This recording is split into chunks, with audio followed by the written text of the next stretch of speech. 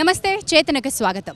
మహానగరాల్లో ఉన్నటువంటి మురికివాడల స్వరూపాన్ని ఎప్పటికప్పుడు మీ ముందుకు తీసుకొస్తున్నటువంటి చేతన ఐడిహెచ్ కాలనీలో కూలిపోవడానికి సిద్ధంగా ఉన్నటువంటి ఇళ్లల్లో ఎలాంటి కష్టాలు ఉన్నాయో మీ ముందుకి పదే పదే తీసుకొచ్చింది.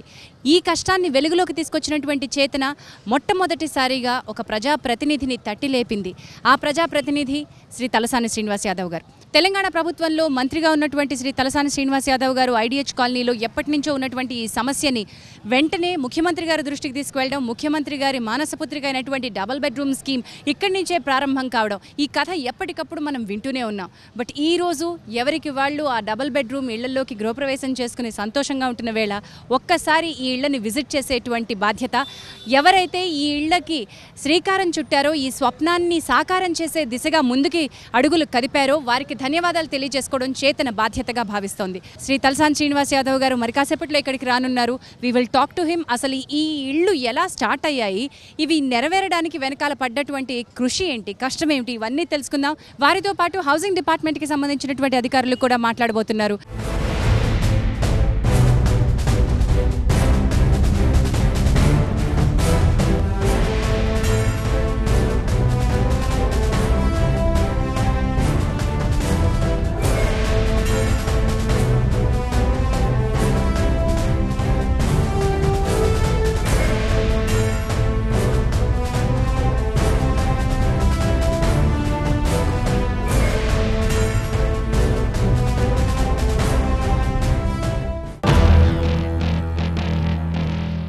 ఈరోజు మినిస్టర్ గారు ఇక్కడికి రావడం అనేది ఒక పండగ వాతావరణంలా కనిపిస్తుంది. We all want to thank you అండి. ఐడిహెచ్ కాలనీలో ఈరోజు డబుల్ బెడ్రూమ్ ఇళ్లలో అందరూ సంతోషంగా సుఖంగా ఉంటున్నారంటే ఒక వ్యక్తికి మనం ధన్యవాదాలు చెప్పుకోవాలి. మినిస్టర్ గారు తలసాని శ్రీనివాస్ యాదవ్ గారు ఇక్కడికి వచ్చేసారు. మొట్టమొదటి ఇల్లు కూలిపోయింది మీదే.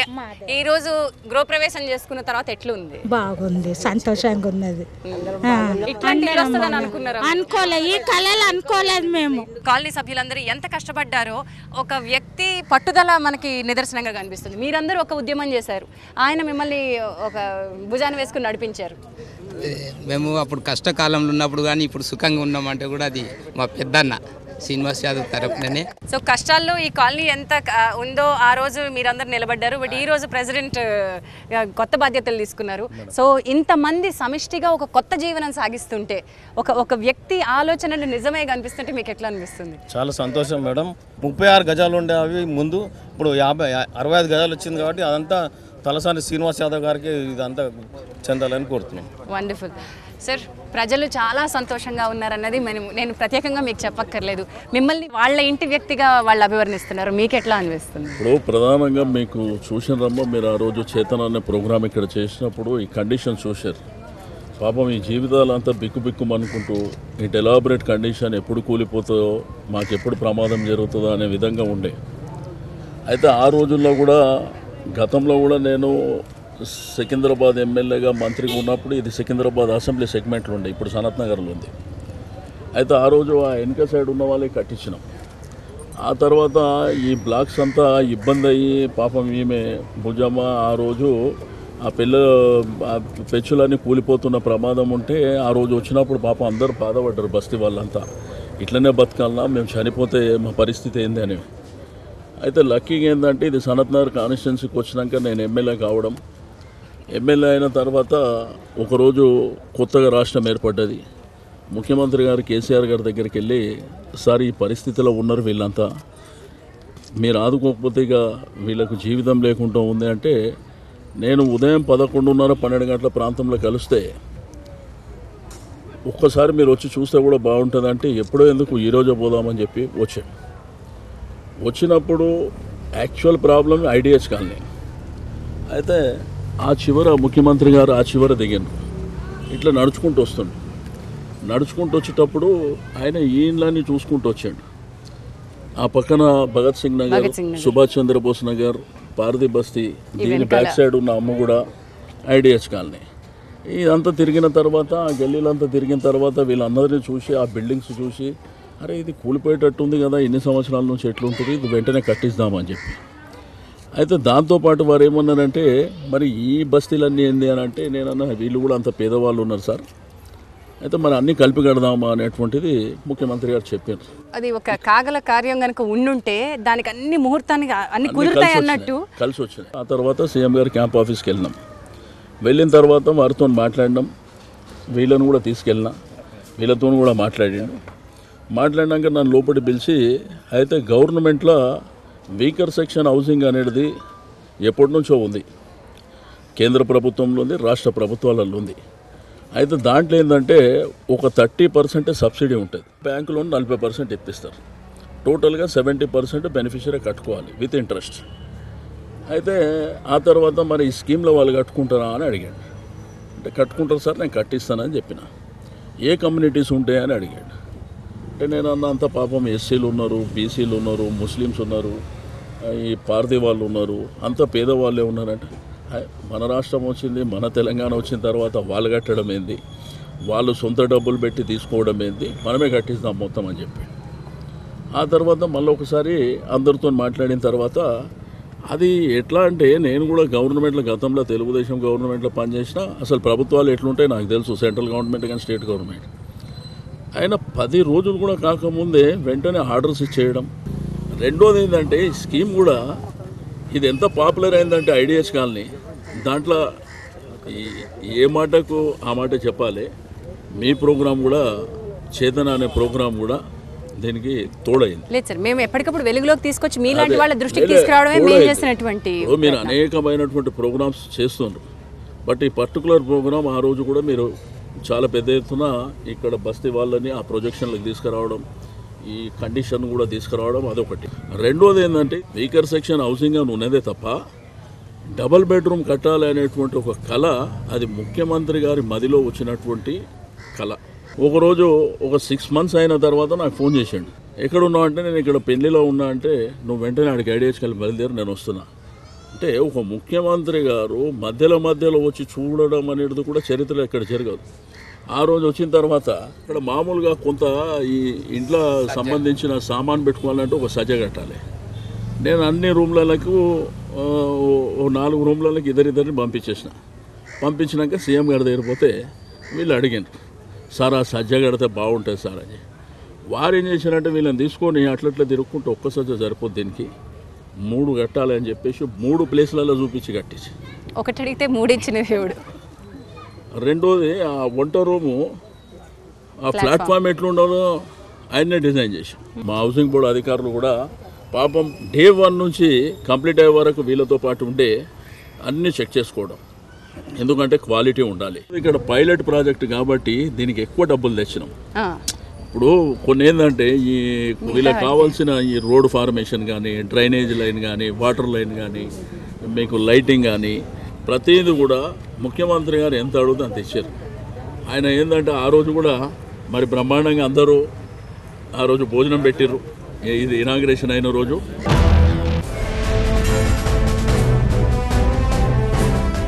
ఈ రోడ్స్ కానివ్వండి, ఈ the way that it is designed, అసలు ఆ లుక్కే వేరుగా ఉంది. మనం ఎక్కడా కూడా ఒక పేదల బస్తీలోకి వచ్చిన ఫీలింగే లేదు, ఒక కాలనీలోకి వచ్చిన ఫీలింగ్ ఉంటుంది. మీకు ఎట్లా అనిపిస్తుందండి ఇప్పుడు ఇందులో న్యూస్? చాలా ఆనందం మేడం.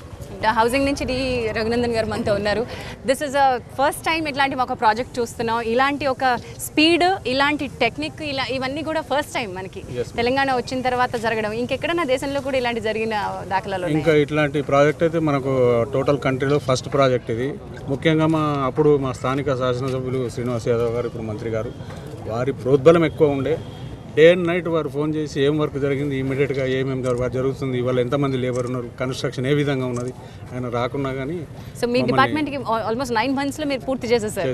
అంటే విజన్ ఆఫ్ సీఎం, ఒక మా లోకల్ రిప్రజెంటేటివ్ వెనకాల పడ్డం, ఇవన్నీ ఒక పక్కన పెట్టండి, బట్ మీ డిపార్ట్మెంట్ కూడా అంత బాగా. డిపార్ట్మెంట్ అంటే ముఖ్యంగా మా ఎగ్జిక్యూటివ్ ఇంజనీర్ వెంకటదాసరెడ్డి గారి కృషి ఎక్కువ ఉంది. వారు ప్లస్ మంత్రి గారి ఆధ్వర్యంలో వారు day by day action plan అనేది ఒకటి ఇస్తుండే మాకు. ఎర్లీ మార్నింగ్ ఒకటి ఈ విధంగా యాక్షన్ ప్లాన్ ఉంటుంది, ఇంతమంది లేబర్ అవసరం పడతారు, ఇంతమంది మేసన్స్ అవసరం పడతారు, ఆ విధంగా దాన్ని డే బై డే వర్క్ చేసుకుంటూ వెళ్ళి ఇన్ టైంలో ఇది కంప్లీట్ చేయడానికి అవకాశం దొరికింది. సరే, ఒక ప్రెస్టీజ్, ఒక రికార్డ్ స్థాయిలో మనం దీన్ని పూర్తి చేయడం జరిగిందండి. ఇక్కడ ఒక రాష్ట్ర గవర్నర్, ఫస్ట్ సిటిజన్ ఈ రాష్ట్రానికి, ఆయన మాట్లాడినటువంటి వర్డ్స్ మీడియాతోని, నేను రిటైర్ అయిన తర్వాత నాకు ఇక్కడ ఒక ఇల్లు ఇస్తే నేను ఉంటే వచ్చే అనే విధంగా మాట్లాడిందంటే ఎగ్జాక్ట్లీ అండి. అది చరిత్ర. ఈవెన్ గవర్నర్ గారు ఇంకో కామెంట్ కూడా చేశారు మేడం, ఢిల్లీలో ఐఏఎస్ క్వార్టర్స్ కూడా ఈ విధంగా లేవు అంటే అది ఆ వర్డ్ విన్నప్పుడు మేము ఉద్యోగస్తులం ఇక్కడ ఎంత ఆనందపడతామో అసలు మాటలు చెప్పలేని పరిస్థితి.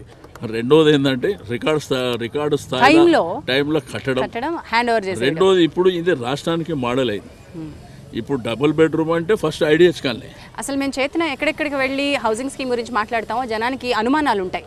వెంటనే ఒక బస్ అరేంజ్ చేస్తారు హౌసింగ్ వాళ్ళు, మేము వాళ్ళందరినీ పోల్ చేస్తాం, ఇక్కడికి పంపిస్తున్నాం. ఇక్కడ ఏంటంటే రాష్ట్రంలో ఉన్న జిల్లా కలెక్టర్లు అందరూ వచ్చి చూసిపోయారు, సీఎం గారు పంపించారు. వేరే వేరే దేశాల నుంచి వేరే దేశాల ప్రతినిధులు వచ్చారు. మీకు ఏముందో యుఎస్, నీకు Europe country, Germany, Japan, London వాళ్ళు కూడా డెలిగేషన్ వచ్చారు. మన రాష్ట్రంలో ఉన్న ఐఏఎస్ ఐపీఎస్లు అందరూ ఇక్కడ మన కలెక్టర్ కాన్ఫరెన్స్ రాష్ట్రాల నుంచి కూడా వచ్చారు. వచ్చి ఏంటంటే వాళ్ళు చూసి ఆశ్చర్యపోతున్నారు, అసలు గవర్నమెంట్ ఇల్లు ఏంది, అసలు ఈ స్థాయిలో కట్టడం ఏంది, అది ఫ్రీ ఆఫ్ కాస్ట్, ₹1 లేకుండా, అసలు ₹1 లేకుండా ఈ ఇల్లు కట్టే స్కీమే లేదు ఈ దేశంలో. ఈ ఇల్లు చూస్తుంటే ఎంత ముచ్చటగా ఉన్నాయంటేనండి, ఇలాంటి ఇల్లు సొంత ఇల్లు కొనుక్కోగలిగితే బాగుండన్నట్టు. ఒక ఇల్లు చూసి వద్దాం రండి.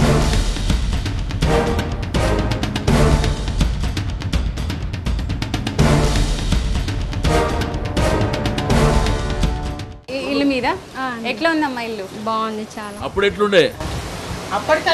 అప్పుడు బాధగా ఉండే సార్, అప్పుడు చాలా కష్టంగా ఉండే, భయం పడుతుంటే మేము. అప్పుడు ఈ కేసీఆర్ సార్ వచ్చిన, సీనాన్న వచ్చినప్పుడు బాగా వర్షాలు వచ్చినా కానీ భయం ఉండింది.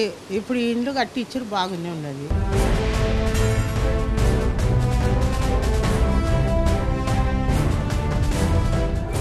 ఇల్లు ఎట్లా ఉందమ్మా? ఇల్లు బాగుందమ్మా, మాకు పేదోళ్ళకి చాలా మంచి కట్టించిండ్రు. మీరు ఇప్పుడు పేదోళ్ళలా నాకు ఎక్కడ కనిపించట్లేదా? యూనిట్ కాస్ట్ ఎంతండి? మామూలుగా 5.5 లక్షలు అనుకునేటువంటిది ఉండే, బట్ ఇదంతా సార్ డిజైన్ ఇచ్చిన తర్వాత ఒక ఇంటికి 7 లక్షల రూపాయలు అవుతుందని చెప్పారు. చెప్పిన తర్వాత మధ్యలో సీఎం గారు వచ్చేసి కిచెన్ రూము, ఈ సజ్జలు, ఈ ప్రోగ్రామ్ అంతా ఇచ్చిన తర్వాత మళ్ళీ పెరిగింది. మళ్ళీ పెరిగిన తర్వాత మళ్ళీ ఈ బయట ఏదైతే రోడ్ ఫార్మేషన్ ఉంది దీంట్లో కావాల్సిన ఫెసిలిటీ దగ్గర 10,50,000 పోయింది.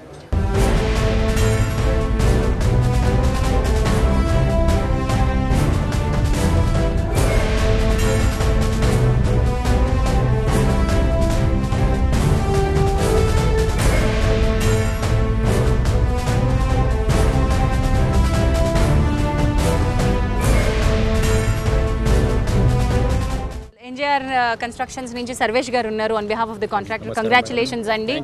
అసలు ఇంత జరుగుతుందని ఎవరు కలగలేదు. ఈ హర్క్యూలియన్ టాస్క్ వచ్చినప్పుడు మీరు ఎట్లా react? To be very frank madam, day 1 నుంచి నేను చెప్పబోతాను మేడం మీకు, if you give me little bit of time. నాకు ఏ రోజైతే అలాట్ అయిందో టెండరు, ఆ రోజు నేను ఇక్కడ వచ్చి నా వెహికల్ ఆపి చూస్తే ఐ వాజ్ వండరింగ్, అంటే ఏంది ఇది, how can I gonna finish off my task, how can it be possible within 1 year అని చెప్పేసి. లేటర్ ఆన్ చూస్తూ ఉంటుంటే ఐ వాజ్ ట్రెమెండస్లీ హ్యాపీ.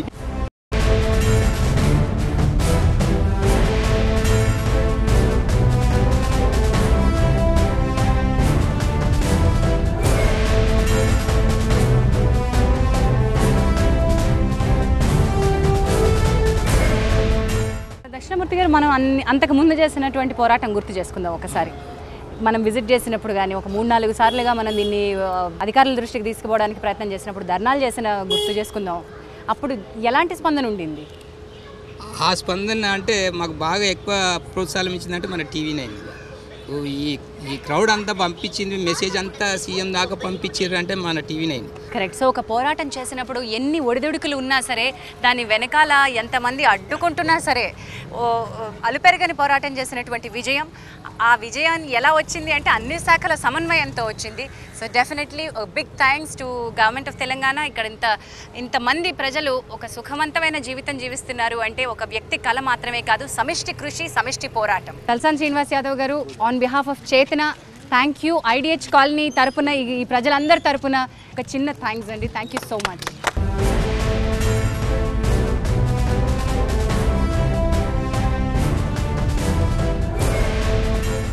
చేతన పేదల పక్షాన చేస్తున్నటువంటి హక్కుల పోరాటం. ఈ హక్కుల పోరాటం కనుక చైతన్యవంతులైనటువంటి ప్రజలు చేస్తే మార్పు తప్పకుండా సాధ్యమవుతుంది అని నమ్ముతుంది చేతన. మరి ఇతర బస్తీల్లో ఉన్నటువంటి సమస్యలపై ఎప్పటికప్పుడు మా పోరాటం కొనసాగిస్తూనే ఉంటాం. అక్కడ సమస్య పరిష్కారం అయ్యేంత వరకు ప్రజలతో కలిసి పనిచేస్తూనే ఉంటాం. ఈరోజు ఐడిహెచ్ కాలనీలోని ఈ ఇళ్లని ఎప్పటికప్పుడు వెలుగులోకి తీసుకొస్తూ సాకారమైనటువంటి కళని కూడా మళ్ళీ తిరిగి మీ ముందుకు తీసుకొచ్చినటువంటి చేతన ఒక ఉదాహరణగా మీ ముందుకి ఒక ఆశయాన్ని చూపిస్తోంది. నమ్మకంతో పోరాటం చేస్తే, హక్కుల పోరాటం చేస్తే కనుక ఎలాంటి కష్టం ఉన్నా సరే అది సాధ్యమవుతుంది అని చెప్పడానికి ఐడిహెచ్ కాలనీ ఒక నిదర్శనం. ప్రజలు చైతన్యవంతులైతే, తమ హక్కుల్ని అడిగితే, ప్రజాప్రతినిధులు తమ బాధ్యత నెరవేరిస్తే ఏం జరుగుతుందో అనే దానికి ఒక గొప్ప ఉదాహరణగా మనం ఐడిహెచ్ కాలనీలోని ఈ డబుల్ బెడ్రూమ్ ఇళ్ల గురించి మాట్లాడుకుంటూ ఉంటాం. బట్ ఇదే దిశగా చేతన మార్గాన్ని, చేతన పోరాటాన్ని అందిపుచ్చుకున్నటువంటి చాలా బస్తీల్లో మనం మార్పులు చేయడానికి ప్రయత్నం చేస్తూనే ఉన్నాం. ఏ బస్తీలో ఏం జరుగుతోంది, పోరాటాలు ఎక్కడి వరకు వచ్చాయి, ఎవరు స్పందించారు, చేతన మార్గం తెలుసుకుందాం.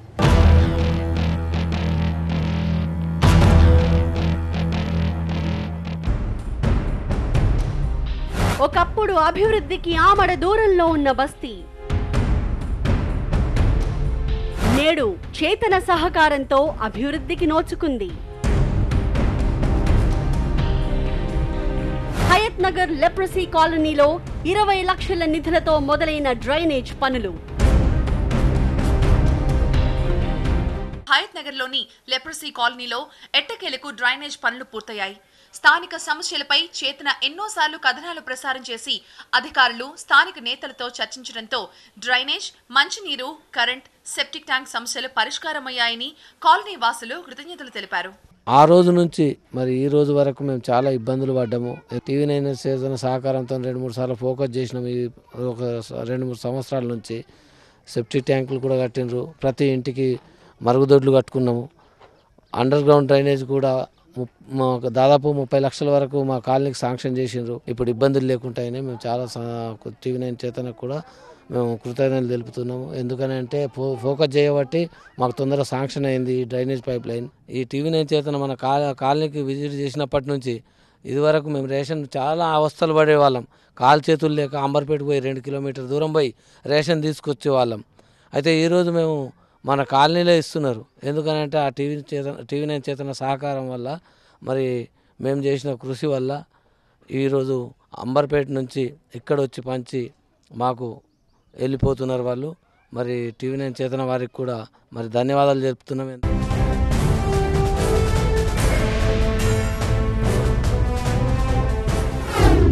రంగారెడ్డి జిల్లా కొత్తపేట పరిధిలో ఎన్టీఆర్ నగర్లో చేతన సహకారంతో అభివృద్ధి కార్యక్రమాలు మొదలయ్యాయి. చేతన కమిటీ పోరాటంతో ఇక్కడ డ్రైనేజ్, మంచినీటి పైప్ లైన్, కరెంటు మీటర్లు మంజూరయ్యాయని కాలనీ వాసులు హర్షం వ్యక్తం చేస్తున్నారు. ఇక్కడ మొత్తం ఈగలు, పందులు, మొత్తం అంతా మురుగునీరు, చిన్న పిల్లలకు డెంగూస్ అన్నీ, వాటర్ లేవు మాకు. మేము వాటర్ దాదాపు 1 కిలోమీటర్ వెళ్ళి తెచ్చుకునే వాళ్ళము. టీవీ9 సహకారంతో మాకు ఇప్పుడు నిన్న డ్రైనేజ్ వేశారు, వాటర్ పైప్ లైన్ వేశారు. వాటర్ లైన్ ఇప్పుడు నల్లాలు ఇవ్వాలి, సీసీ రోడ్లు ఈ 2 చేస్తే మాకు సగం సమస్యలు అనేవి తీరిపోతాయి. ఇంత కోఆపరేట్ చేసి మాకు ఇవన్నీ రావడానికి సాధించిన మన చేతన ప్రోగ్రాం వారికి, మరి టీవీ9 వారికి కృతజ్ఞతలు తెలియజేస్తున్నాం. 6 ఏళ్ల క్రితము చాలా సమస్య ఉండేది మాకు ఇక్కడ. ఇక డ్రైనేజీ ఉండేది, ఇంకా చెత్త డబ్బింగ్ ఉండేది, అది ప్రాబ్లం ఉండేది మాకు. పట్టాల ప్రాబ్లం ఉండేది. మంచినీటిది అయితే ఇంకా సదా మేము నీటితోటే బాధపడుతూ ఉంటాం, చాలా ఎక్కువగా. అంటే ఈ చేతన ప్రోగ్రాం మేము ఇక్కడ తీసుకొచ్చిన తర్వాత ఫస్ట్ డ్రైనేజ్ రావడం, నల్ల పైపులు వేయడము, డ్రైనేజ్ రావడము, ఇప్పటిదాకా కూడా చాలా మటుకు మాకు ఉపయోగకరంగానే ఉంటుంది. నీళ్ళ కోసం చాలా కష్టం అవుతుంది. పొద్దున్న లేసి పనులకు వెళ్ళాలంటే నీటితోనే పని మాకు. ఇంత చేసిన ఈ చేతన ప్రోగ్రాం ద్వారా మేము ప్రభుత్వం వారిని కోరేది ఏంటంటే మాకు ఈ కనెక్షన్స్ తొందరగా ఇవ్వమని. చాలా కష్టపడ్డామండి నీళ్ళ కోసం. ఇక్కడ ఎత్తు పోసుకునేవాళ్ళు, చాలా కష్టాలు. బట్టలు ఉతుక్కున్న నీళ్ళు కూడా అక్కడెక్కడ పోసుకునేవాళ్ళు. ఇప్పుడు మాకు డ్రైనేజ్ వచ్చాక చాలా బాగున్నాయి. ఎలకలు లేవు, గోతులు లేవు, ఏమీ లేవు. చాలా కష్టాలన్నీ పోయినట్టే ఉన్నాయి. మాకు రోడ్డు కావాలి, నల్ల కావాలి, మాకు కావాల్సింది. టీవీ9 చేతన టీవీ9 ప్రతి దానికి హెల్ప్ చేసి ఇంతవరకు దాకా తీసుకొచ్చింది. టీవీ9 రాకపోతే మాకు ఇంతవరకు ఏది కాకపోవు. తిరిగి నెక్స్ట్ ఎపిసోడ్లో మరొక బస్తీలోని సమస్యతో మీ ముందుంటాం. ఇది చేతనపై మీ అభిప్రాయాలు తప్పకుండా మాకు తెలియజేయండి.